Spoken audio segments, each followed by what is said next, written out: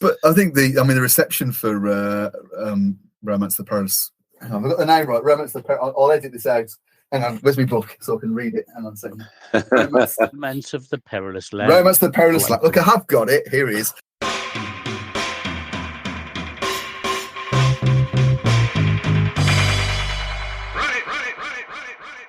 Hi, this is Steve, aka @AllOnThar on Twitter, and here are some more of my gaming vexes.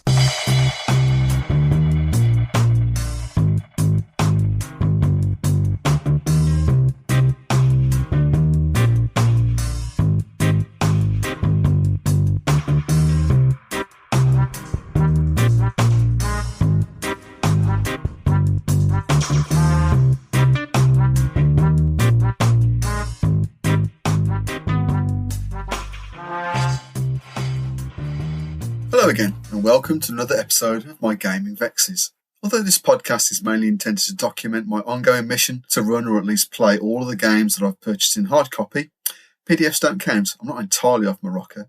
This time we've got something a little bit different. Dedicated listeners will know we're sometimes able to convince otherwise reputable gaming luminaries onto the show to talk about their games. In episode 8, we spoke to Paul Baldowski about his then upcoming D-Sanction Kickstarter. And in episode 11, Paul Mitchener joined us to give a taste of his Out of the Ashes game. Episode 13 saw us chatting with Grant Howitt about Spire, a game which had become a fast podcast favourite over the preceding few months. Evidently, he hadn't scared Paul Mitchener off, as episode 19 saw him return, this time in the company of Becky Annison, who came along to tell us about the fantastic Werewolves of Britain supplement for Paul's Liminal RPG.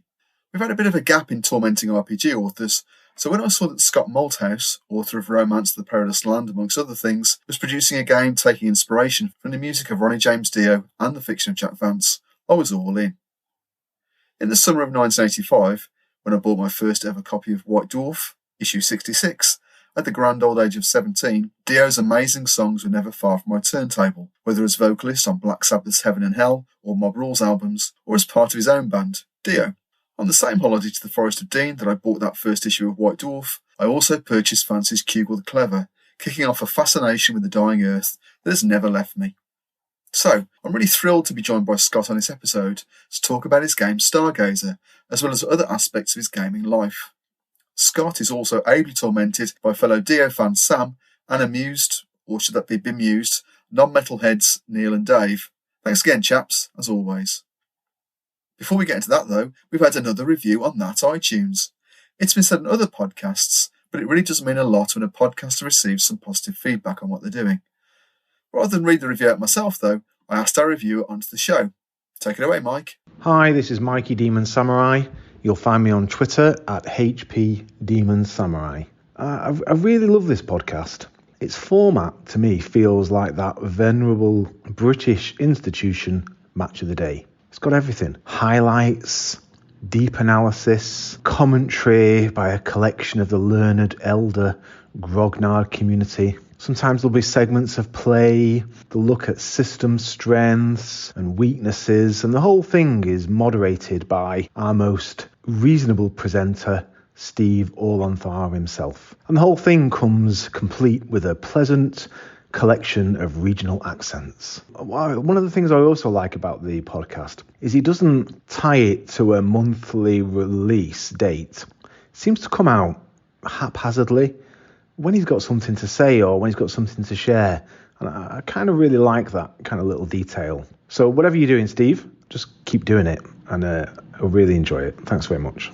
Thanks for the kind words, Mike. I particularly like that you've managed to turn my eclectic release schedule into a positive. As they say, it's not a bug, it's a feature. Finally, before we dive into the discussion with Scott, we've had some feedback on episode 26, where we covered our experiences with the Red Market RPG. Hi Steve, it's Graham Kinniber here. I'm possibly known to some of your listeners as Kenny Graham on some of the gaming forums we would mutually frequent. Anyway, I noticed that there'd been no voice contributions to the podcast recently. So I thought I'd put that right and send some of my sort of random thoughts, observations on red markets, which was the subject of certainly the last podcast I listened to. I was definitely intrigued to hear that you were going to be covering the game. Because I like my horror, and I like zombies as a subgenre of horror. So it's always interesting to see how RPGs approach zombies as a genre, or perhaps should I say casualties in this case. And also, I was aware of Caleb Stokes as an author, particularly through his reputation within the Delta Green community. Caleb has written at least one scenario, and I believe there's a forthcoming campaign coming out. But certainly, the scenario that he's published, Liver and Ice, enjoys a sort of fragrant reputation as being one of the nastier scenarios, even by Delta Green standards. So I was certainly intrigued to see how he would handle the zombie genre. Well, sort of long story short, definitely enjoyed the episode. I was really intrigued to learn what I did about red markets, and so much so that, as you know, I ended up joining the game you decided to run at the recent Grogmeet con event in Manchester. So between listening to your podcast and getting to play in that scenario, I certainly got a great feel for red markets. I take the point that perhaps some of the systems and some of the overall feel of the game might not emerge until you've played a sort of long campaign. But certainly I felt as if I got a good insight into the game, really enjoyed it, and wanted to thank you for that. So certainly intrigued by red markets, and interested in perhaps learning more, although I do note that at the minute it's quite hard to find a hard copy of the rules, so hopefully that's something they'll remedy in the near future. One other thing I sort of learned, sort of researching this little contribution, was that Caleb does seem to be fascinated by economics and perhaps how they can use to underpin the game. So I noticed that on Drive-Through RPG he has a collection called No Security, and it's horror scenarios set in the Great Depression. So I think they'd be very sort of Call of Cthulhu adjacent, or useful for games like Call of Cthulhu or Trail of Cthulhu. I think they're systemless, but the overall theme seems to be set in the Great Depression, and the economic bite of that underpinning the horror of the scenarios. So I think I'll check those out. They sound quite interesting. The other thing I'd note maybe is that Caleb perhaps pinched the term casualties rather than zombies for his game. He perhaps pinched the casualties from Delta Green as well, because part of the backdrop of that had I think it was either Russians or Germans on the Eastern Front in World War II, referring to reanimated corpses, shall we say, zombies for want of a better term, as resuscitated casualties. So I wonder if Caleb's pinched that for red markets. And finally, I'm just wondering about the overall influence of red markets since it came out. I was reading the Alien RPG recently, and got to thinking about how they have made some resources quite important in that. So you've got the importance of air, food, power, and water as a resource, and they're not just treated as sort of simple rations the way sort of other RPGs might. And also notice the way that the game time structure is regulated in shifts. So it's all about the economic input and work of the sort of downtrodden members of the sort of alien universe, the men and women that are exploited by the companies, or the man, so to speak. So I've got no reason for saying it, but I suspect that it might an influence of something like red markets. But certainly interesting to see that emerging. But yeah, so just want to thank you overall. Found red markets really interesting, like I say. Thoroughly enjoyed the game. Want to learn more, and just want to say thanks again for the ongoing delight of Orland Threx's Gaming Vexes as a podcast. Always look forward to hearing it. So looking forward to the next one, and hopefully catch up soon. Bye. Thanks, Graham. Glad you enjoyed the episode and the one-shot at Grogmeet. It's definitely a game that repays campaign play, but I think you'll agree that it works as a one-shot too, negotiation mechanic and all. So, with that, on to the main event. Get ready.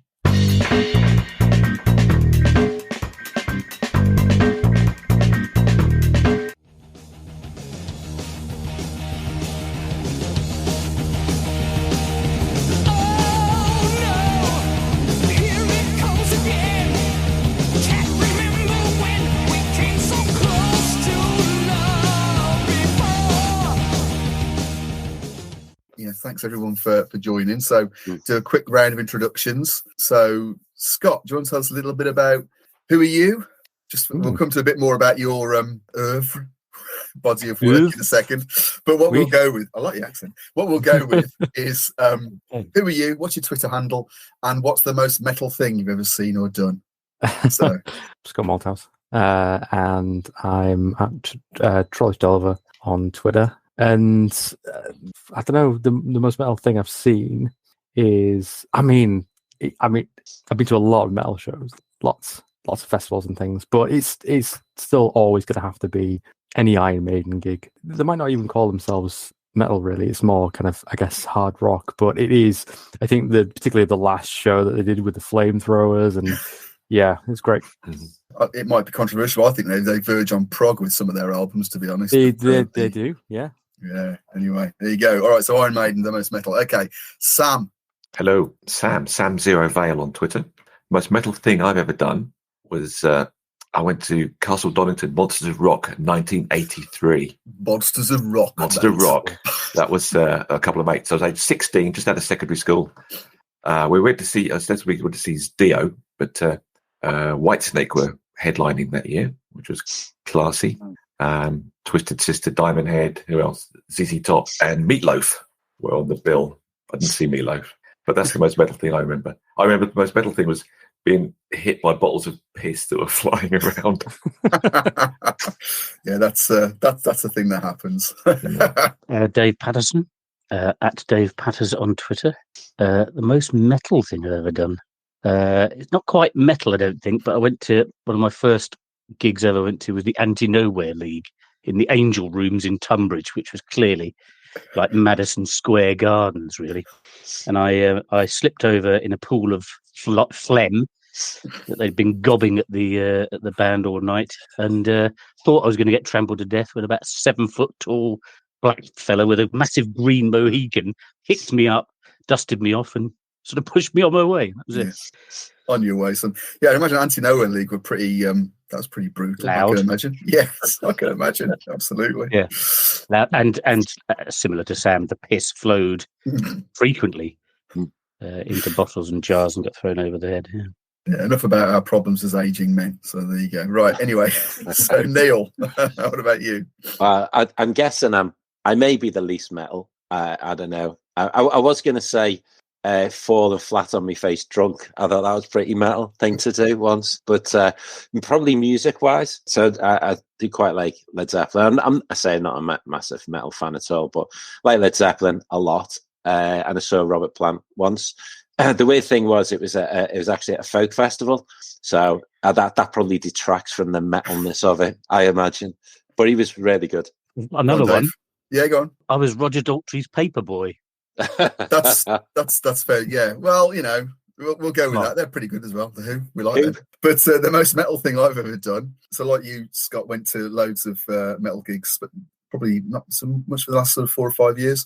But I went to see a band called. I went to JB's in Dudley, which is like used to be a sort of real rock place.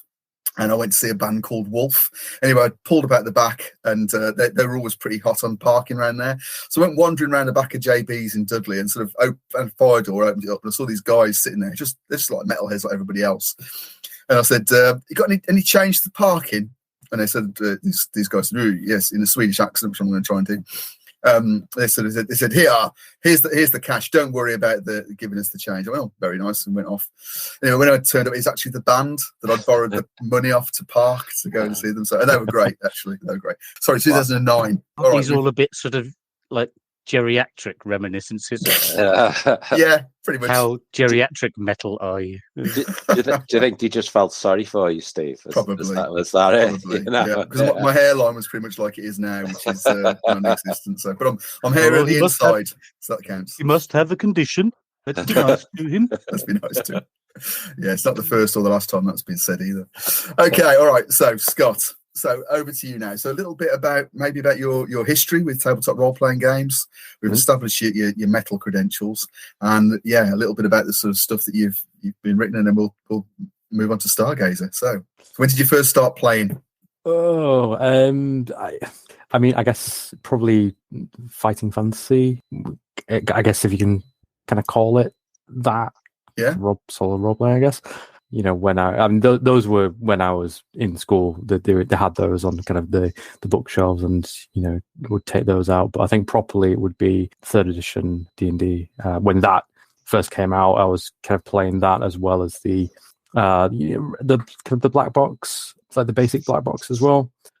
Which was weird to play both of them at this kind of the same time because they were so different, especially to my young mind. I had no idea what I was doing. So I kind of got into that, and then played sort of 4th edition D&D, and then kind of got caught up in lots of different games, starting with a lot of the D20 games, Spycraft and Star Wars D20 and things like that, and kind of expanded a little bit out from there, really. Definitely after university.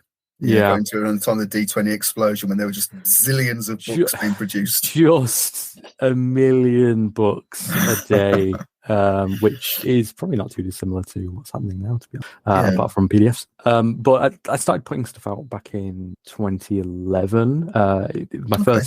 My first thing was for it was a little adventure for Tunnels and Trolls. That then kind of led me to just putting out my first little system. This was, I don't think it was before Drive-Thru. I think it was around the time that Drive-Thru was just kind of started to get, relatively noted, I guess. So I put a game out called USR, Unbelievably Simple Role-Playing, on a site called 1000 Typewriters, 1000 Monkeys. I saw Neil recognise that when you talked about Unbelievably Simple Role-Playing, so I could see a bit of a nod there. Yeah, and then, some people kind of commented on that side and said, I quite like this. Oh, that's quite gratifying.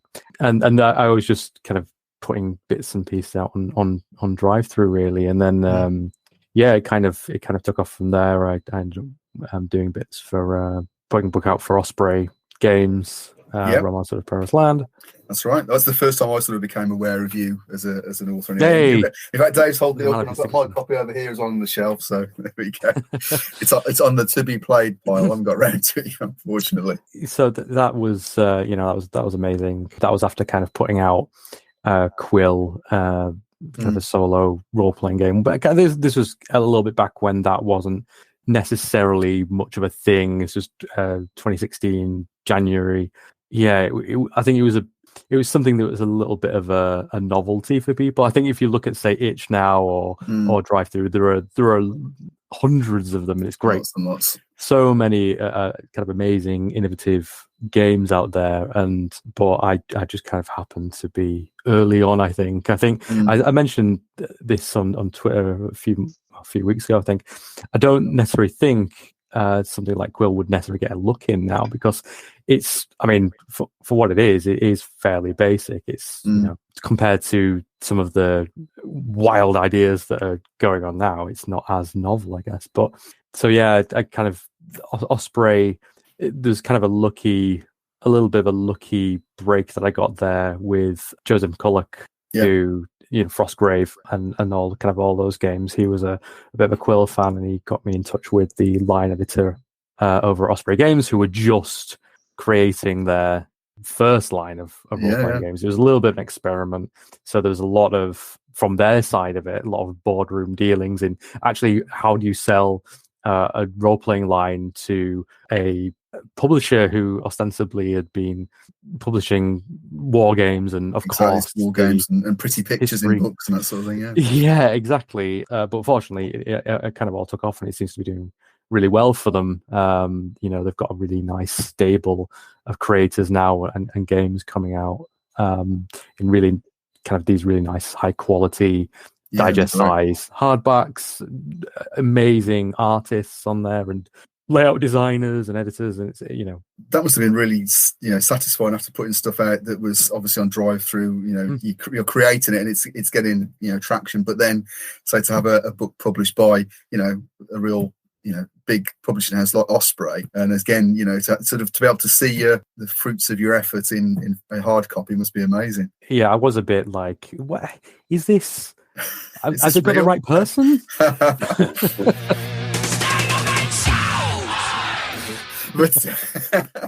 But the reception, I think, was really good. As you say, alongside other things like, I think Jackals, obviously not yours, but Jackals has done very well. So perhaps we'll come on a little bit later on to talk about hopefully some of the other stuff that you're going to be coming out with. We're going to throw it open to the other guys now, because we've got some questions because we're going to talk about Stargazer. So, I mean, when I saw this on Twitter, it's an old school game. It's influenced by Dio, tick, yes please, and Jack Vance, double tick.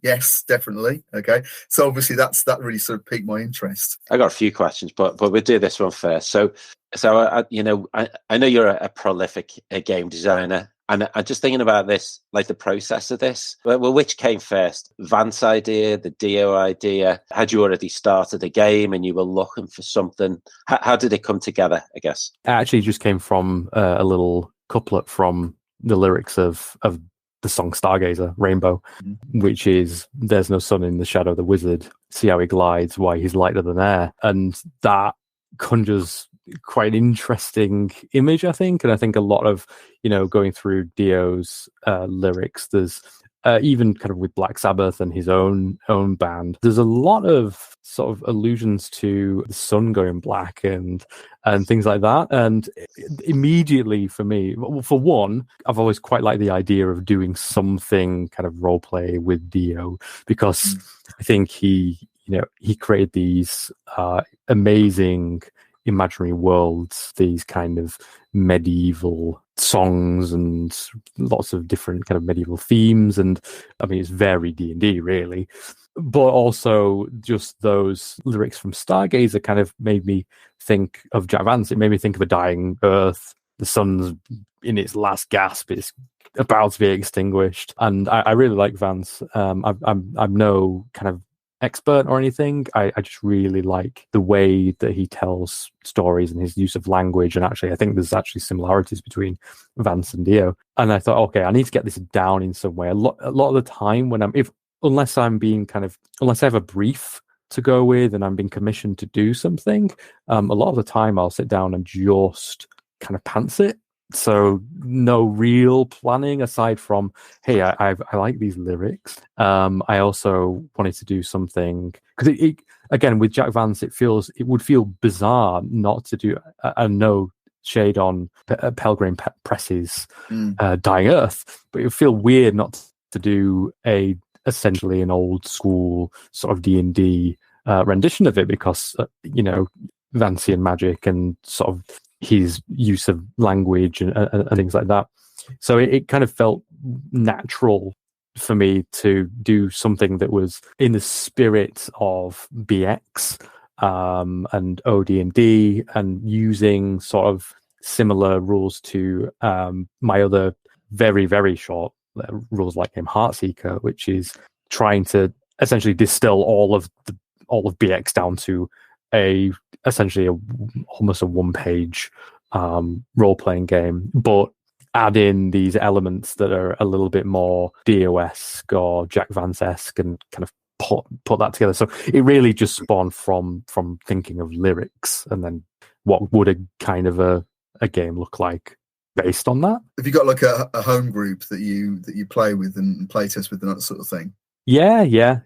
So, I mean, because this was sort of using the chassis of Heartseeker, there wasn't a whole lot changed. There was some in terms of having these almost subclasses, but based around your subclasses, your skills essentially. And so, I'd kind of tested it that way. And the rest of it was very much about flavor and, having magic that was slightly different. It was based around wizards were finding black discs in the ground. Everything's based, thousands of years in the future. They're finding black discs in the ground. On those black discs is the kind of the music that helps them unlock their magical potential. And essentially, they are Dio albums or they're Black Sabbath albums that they're finding. The further you go down into dungeons, that you're going down through the past. You're eventually getting to 1984, and you're finding, Holy Dive down there. Brilliant. Anyway, I'm going to throw it open to Sam now, because I know Sam's probably got a whole list of questions. Yeah, as a massive Dio fan. Massive Dio fan, but not quite so keen on the OSR style of play. However, my question was basically about religion, because, as you know, large portion of Dio's lyrics are concerned with faith and religion, heaven and hell, demons and angels, that sort of thing. There are mentions in the book of priests of sound and priests of silence. Fallen angels as well, isn't there? Yeah, but there's no reference to how religion works or any holy character classes. Was that a conscious decision on your part? Yeah, so I guess you're right. There's this. I think Dio has this almost Blakean view of heaven and hell. I think whenever he's done interviews around, say, the song "Heaven and Hell" on the album, it's been around. Well, it's about humanity, and heaven and hell being what you do and inside you. The kind of little takeaway that I wanted to kind of put into Stargazer was more around the philosophy that Dio has that kind of runs throughout his work. From really the Rainbow era onwards, which is about this life being this never-ending wheel. That things are cyclical, that in this case the priests of sound here believe that he's talking about once the sun dies it's going to be reborn again and everything's going to be back, while the priests of silence believe that these portents are more about the end of the world, and actually the music is. So I guess for a little bit of background, in the air there is always music. There are just Dio songs playing all the time. Me. And you have Dave looks horrified. You have to just listen out for them because they just carry on the wind. And different sects have taken portents of those, and the Priests of Silence are more about they believe that this is actually ending the world. So yeah, it's more about the kind of life being this never-ending wheel philosophy that he does include in a lot of his lyrics and his work. Absolutely, there's a lot of that. This is all in the settings section of the Stargazer book, but that's only one page. I could have done with 20, 30 pages of that extra stuff. You need to start writing some more of that stuff, Scott, because that's I'd lap that sort of stuff up. How a campaign would work. Yeah, well, exactly. And actually, so when I was writing this, I kind of thought, well, I didn't want it to be this huge book to really begin with. I think one of the things that I wanted to do was have the implied setting. So some of that is in kind of the whatever characters that you roll and personality traits and things like that, and origins. You can come from the Silver Mountain, which is kind of the Rainbow song. But also in the mechanics as well, or the what you're rewarded for. So for XP, you're getting XP not necessarily from fighting or anything, but from treasure, which is a very obviously common BX and old school D&D thing. But also finding new locations and meeting new people, and winning something with gusto, and that kind of, and also having while it has treasure, it doesn't have a monetary system. Everything's kind of barter or it's trade, and actually your value is based around what treasure you've got. If you've got a really nice, silk cloak or something, you might be a member of the nobility, and that's just, it's not necessarily explicitly spelled out, but it's more intrinsic in the mechanics of it. But I guess to your point, something I do want to do is eke out a little bit more of that setting in another supplement that I've got coming up. So that's going to go a little bit more into detail about some of the locations, like the Beltu Wilds and Frostlands of Zur and things like that. And that was just kind of me thinking, what's kind of Vancian sounding, or almost like Dunsany, if anybody's kind of familiar with Lord Dunsany. And actually he and Vance have very similar styles, this kind of very enchanting, poetic way of writing, and a little bit more about the setting and the priests and the wild lands and things like that, and the creatures. Because that's another thing, I suppose, looking at the creatures and seeing, this is the kind of world that it is, where you've got these, like the rhino, the most wise creatures in world of these strange rhinos, and Where did that come from? I don't know. I was on some good stuff. Came from somewhere. Italy. Yeah.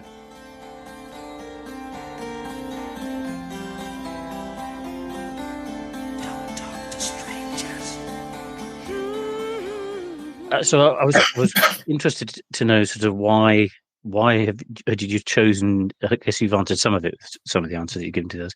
But why did you choose somebody like Dio as opposed to someone possibly a little bit more aligned to fantasy like Jethro Tull or indeed Steps?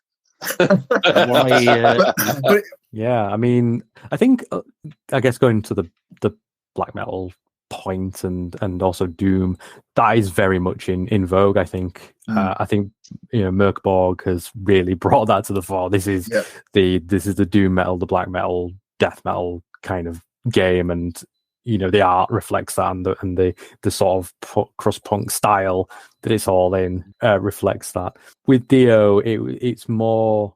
I suppose it is more about those lyrics, and his, as I say, I think his world that he creates just resonates really well with Jack Vance and also kind of other Dying Earth like Gene Wolfe and also just general pulp as well, like pulp fantasy. It's not. I think maybe Jethro. I think I've only listened to Aquilon really from Jethro. You should listen to Broadsword and the Beast.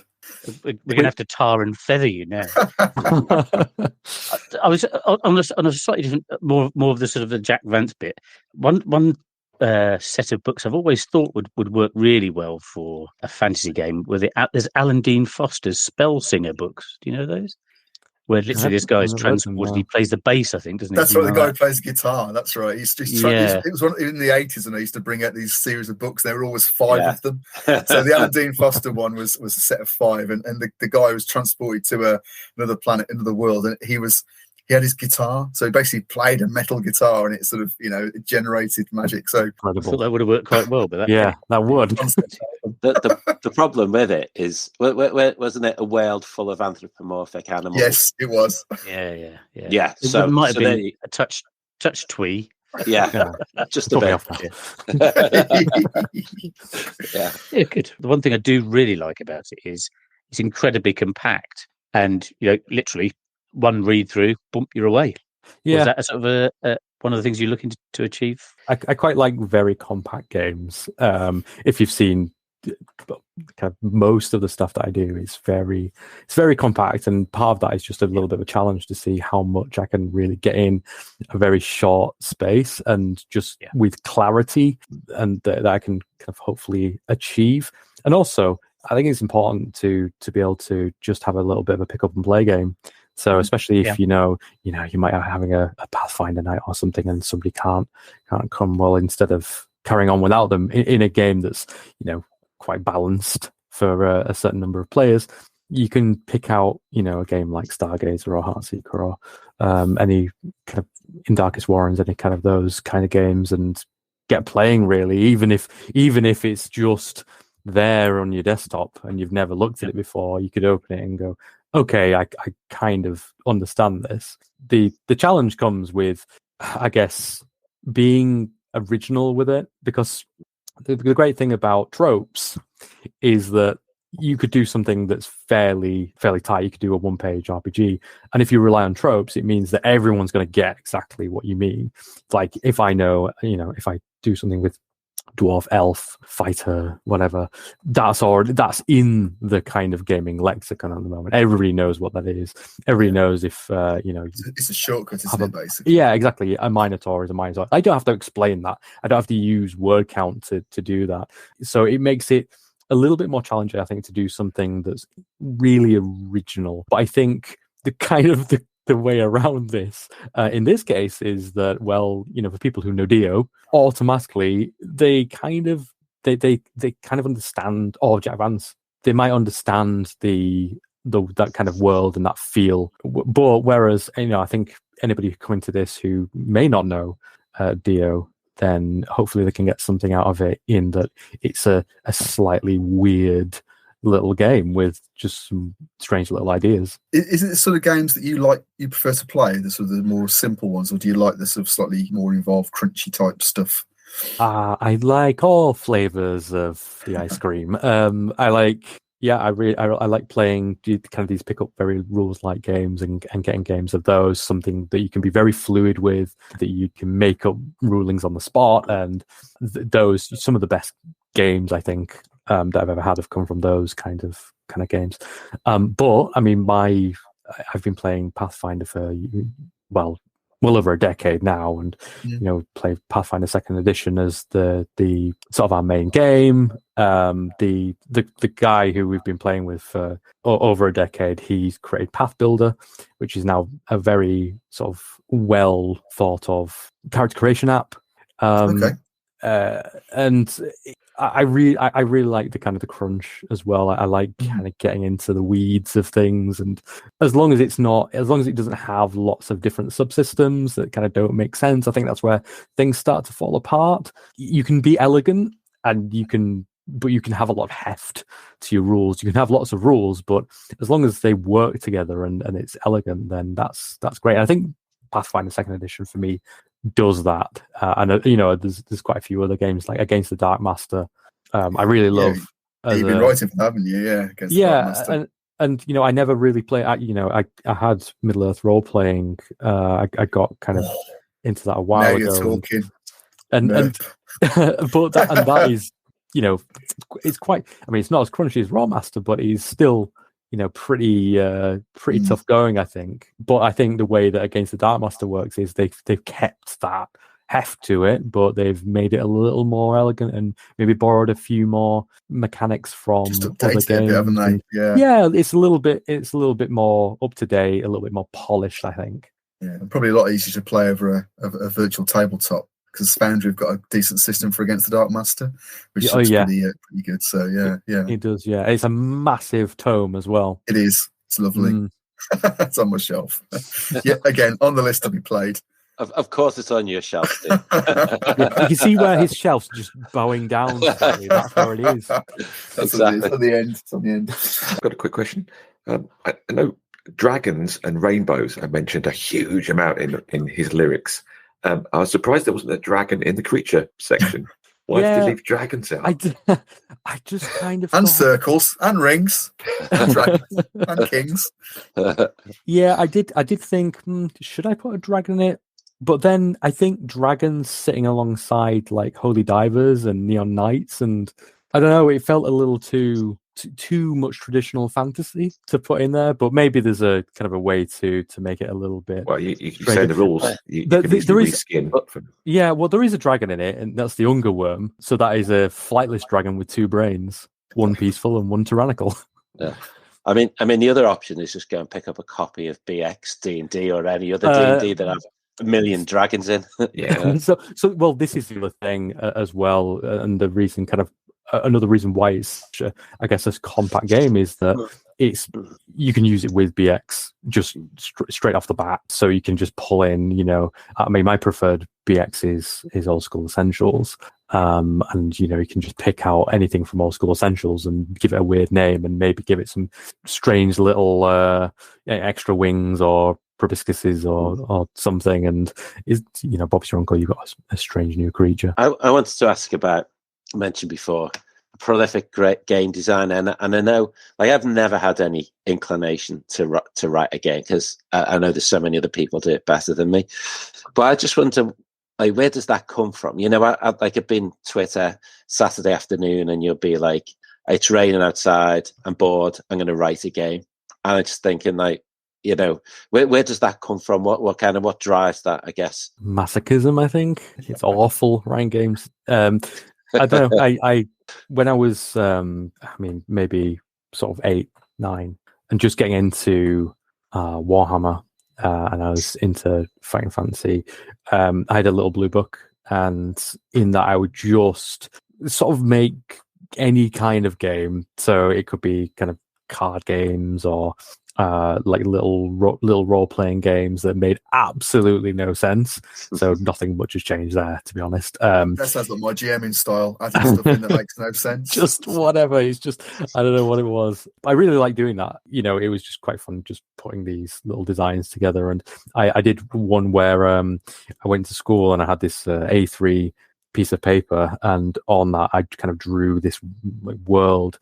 And I asked my friend, I said, right, to a few of my friends, right, you've got sections of this world and things are going to happen sort of throughout the week, and we've got tables to roll on and things like that, and you say where your little troops move and things like that, and kind of almost like little war gamey type thing. And I sort of enjoyed doing that. It was rubbish, but really enjoyed doing it.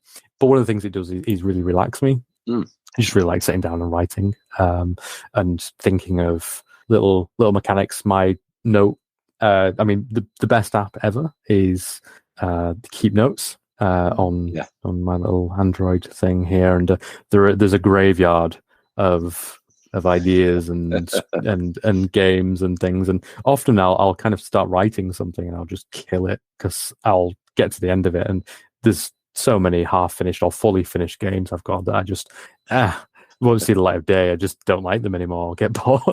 Just throw them out or whatever. So sometimes it has to be that the fire of the moment that I've just got to, right, okay, I've got this idea in my head. I've got to get it down. I've got to get some friends together and we're going to play it a little bit, and then we'll kind of tweak it as we go, really. But yeah, it's just I don't know, it's a strange compulsion. I think it might be medical. Yeah, it sounds like that's always, since you first discovered games, that's always been with you, that way of thinking, and that's just, it's just like, as you say, part of you, and it's probably will be until until the end, as it were.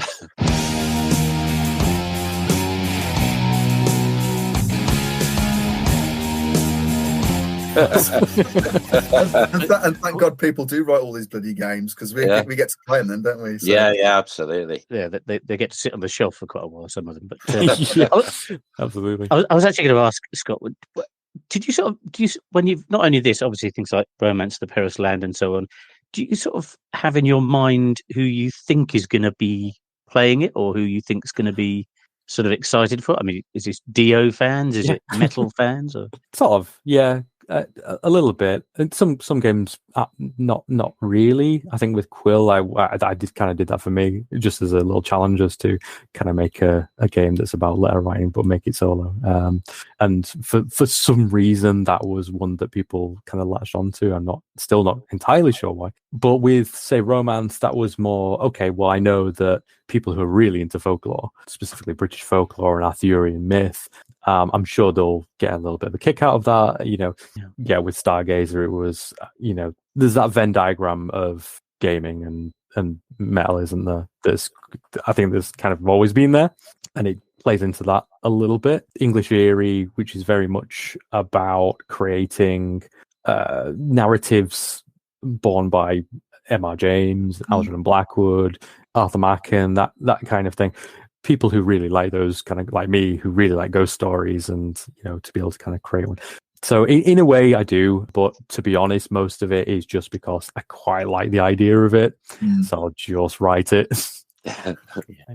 Yeah, makes sense. So with Stargazer, it sounds like it's coming out as a bit of a part work, really. So obviously you put out the base game there. It sounds like you've got some plans for some expansions. I mean, but obviously there's an element of you throw these things out there and you hope the response is going to be good. I mean, what's the response been like to Stargazer? Yeah, I mean, it's been good. I mean, it's got some good reviews.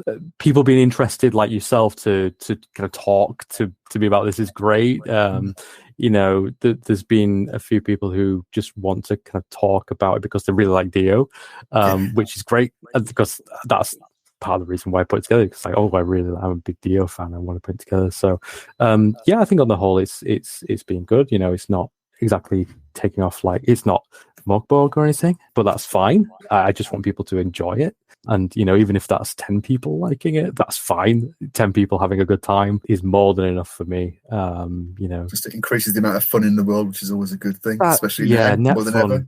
Yeah.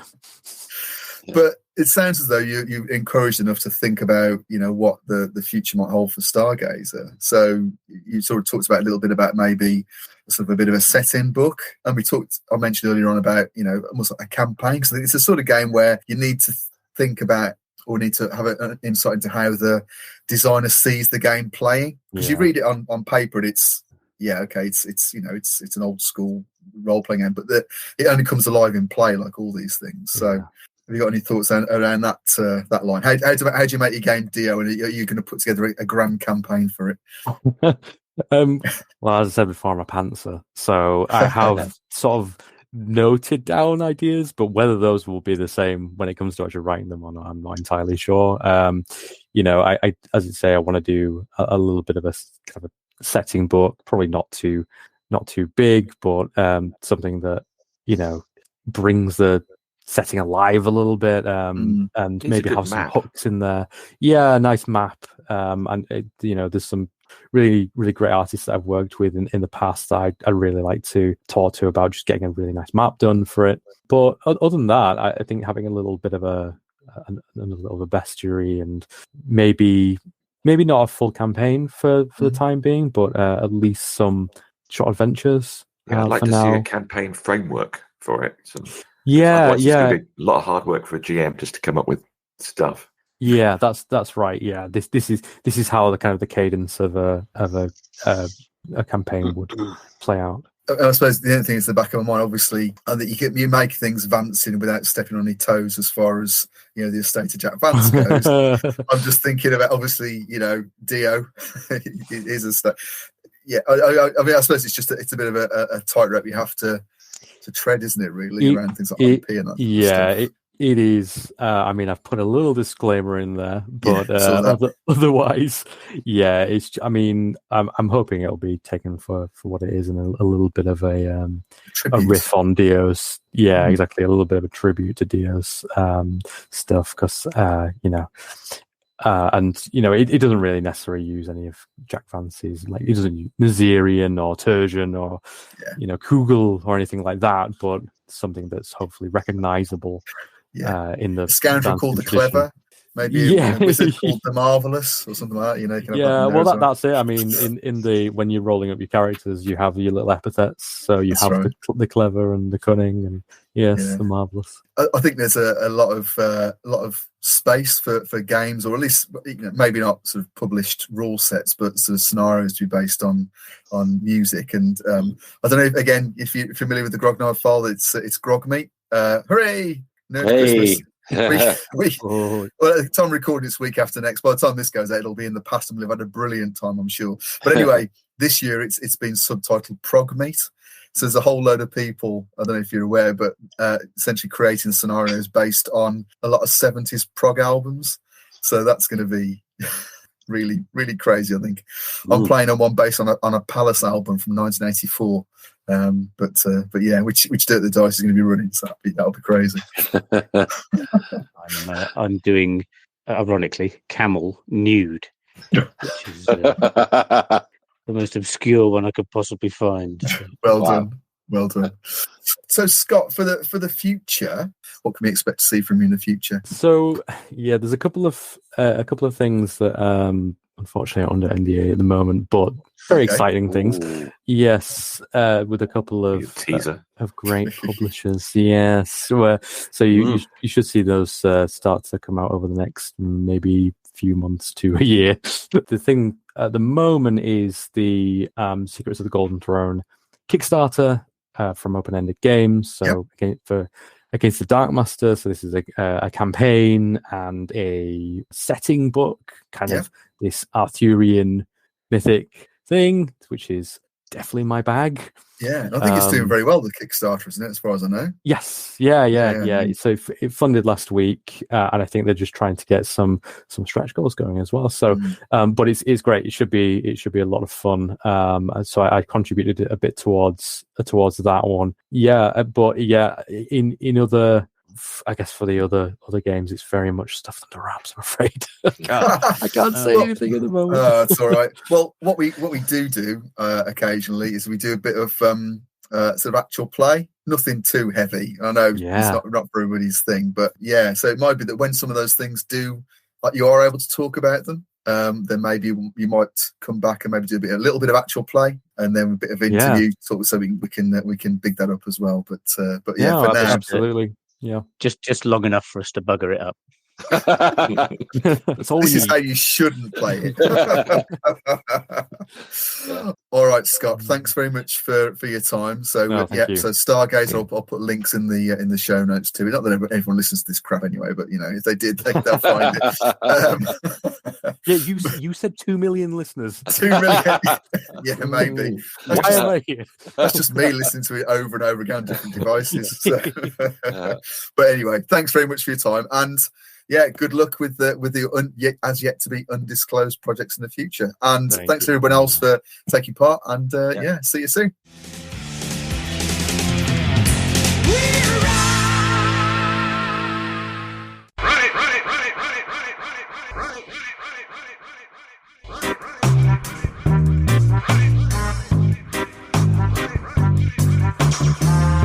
Thanks for listening to another exploration of my gaming vexes. If you've got any thoughts you'd like to add to what you've heard here, or a gaming vex of your own you'd like to offer up for discussion, you can contact me on Twitter @AllLengthR, or you can leave a voice message. The link's on the podcast webpage on Anchor, or can be found in the show notes. Until the next time, may all your games be free of vexatiousness, and be excellent to each other, always.